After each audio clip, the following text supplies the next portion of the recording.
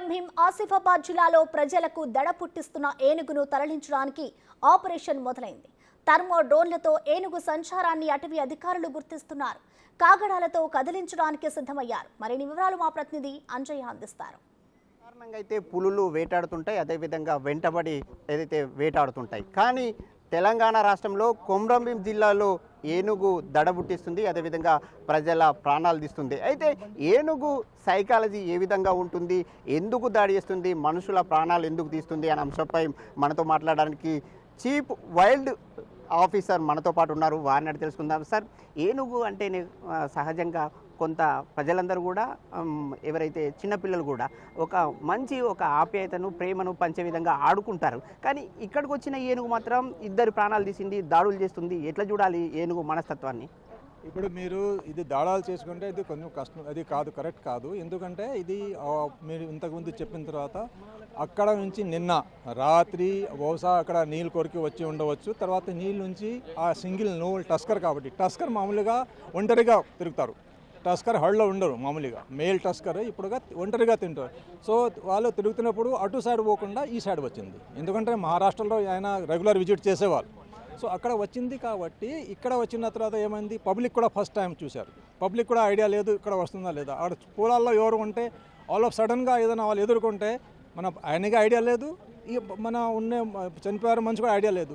So ఆ విధంగా act చేసే ఉంటుంది. లేకపోతే దాడులు చేసి ఉంటే ఏదో ఒకటే కాదు, ఒకే సైడ్లో ఒక 10 మందిగా కొట్టేవాళ్ళు కదా. సో అది అనుకోకుండా ఏదైనా ఎన్కౌంటర్ అన్నప్పుడు అది జరిగి ఉండవచ్చు. అందుకంటే నెక్స్ట్ అంటే అట్లా ఉంటే ఇంకొక గంటలో ఇంకా వేరే వాళ్ళకి కొట్టేవాళ్ళు కదా, అట్లా లేదు.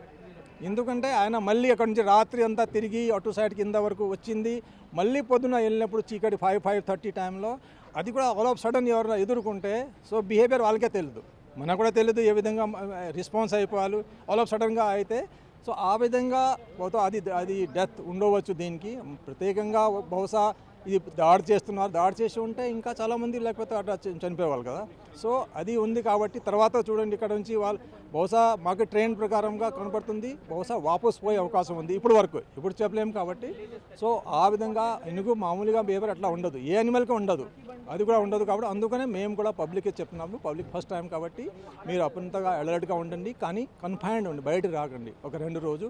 అది చేస్తే ఖచ్చితంగా వాళ్ళు చూసుకొని మనం వాపస్ వెళ్ళిపోయే అవకాశం ఎక్కువ ఉంది. సాధారణంగా అయితే ఏనుగు అంటేనే ఒక ప్రేమ ఉంటుంది, చిన్నపిల్లలు సైతం వెళ్ళి తొండంతో ఆడుకునే విధంగా ఉంటుంది. కానీ ఈ ఏనుగు అంటేనే భయం పెట్టిస్తుంది, ప్రాణాలు తీసే విధంగా ప్రవర్తిస్తుంది. ఎట్లా అనిపిస్తుంది మీరు ఒక ఎక్స్పర్ట్గా? లేదు, ఫస్ట్ టైం ఎక్స్పర్ట్ కాదు దీనిలో. ఎందుకంటే ఇది బిహేవియర్, అనిమల్ బిహేవియర్ ఏ విధంగా ఉంటుంది చెప్పలేము. ఏ టైంలో ఏ స్టేజ్లో ఉంటారు కదా.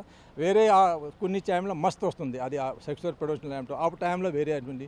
కొన్ని టైంలో భోజనం లేకుండా అది వేరే ఉంటుంది. కొన్ని చోట్ల నేను చెప్తాను కదా, ఇక్కడ ఏదో ఎలక్ట్రిక్ ఫ్యాన్స్ ఉంది, ప్లస్ ఫ్యాన్స్ తగిలిన తర్వాత ఆయనకి కొంచెం చిరాకు వచ్చింది. సో అది మేము చెప్పలేము. మామూలుగా ఏ జంతువు అయితే అట్లాంటి బిహేవియర్ చేయరు. ఆయనకి ఏదైనా ట్రిగర్ ఉన్నప్పుడు ఎవరో పబ్లిక్ కేకలు చేస్తారు, లేదా పటాకా చేస్తారు, లేకపోతే హో డమ్ డమ్ చేస్తారు అంటే ఆయన రెస్పాన్స్ చేస్తారు, అంతే సింపుల్గా. సో దట్ ఈస్ అంటే ప్రాబ్లం అంటే క్రూర్ ఎవరు లేదు, మనం చూసుకోవాలి, మనకు కూడా జాగ్రత్త తీసుకోవాలి. అదే ఆ విధంగానే మనం మేనేజ్మెంట్ ఉంటుంది. అంటే ప్రధానంగా మీరు ఏదైతే ఆపరేషన్కు సంబంధించిన 3 అంశాలు చెప్పారు.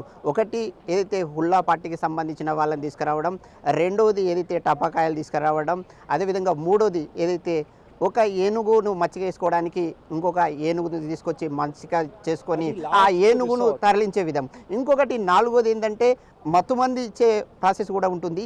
ఇందులో ఎట్లాంటి అంశాలు ఉపయోగించే అవకాశం ఉంటుంది?